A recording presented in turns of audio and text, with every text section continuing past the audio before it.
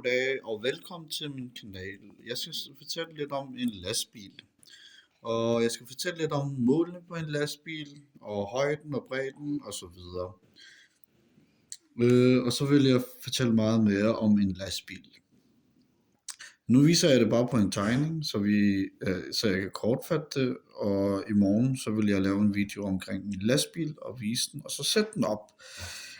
I skal bare glæde jer til det. Der kommer mange flere videoer omkring mit arbejde og så videre, og de mennesker, der har interesse for at være lastbilchauffør i fremtiden, det kunne være en rigtig fed video for dem.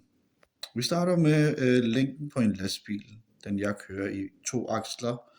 Det vil sige, det her dæk, sætdæk og det her sætdæk, det her 1 aksel og det her 2 aksel.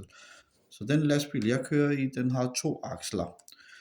Og længden på en lastbil, det tager man fra bagenden og til forsiden her. Den er 10 meter lang.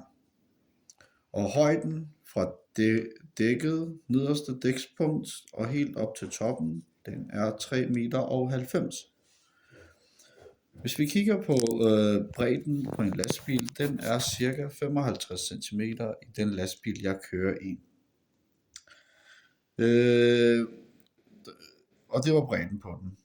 Og hvad må sådan en lastbil tage af vægt? Det må tage 18 tons. Det vil sige 18.000 kilo.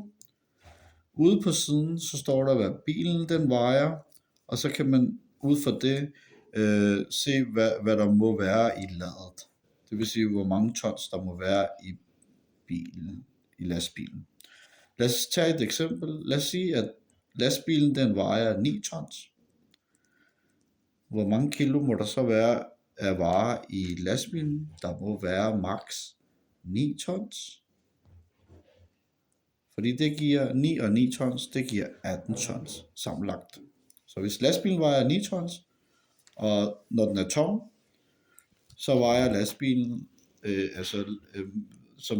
det må have varer til 9 tons. Så er der noget, der hedder, vi tager cirka 1 tons fra, fordi det har noget at gøre med diesel, og chaufføren, der kører i den, og elhunden. Det tæller vi som tommelfingerregel 1 tons. Så kan vi se på, så er der nogle regler omkring, hvordan hvis der kommer overlæs. Hvis der kommer 30% overlæs, så kan man miste kørekortet.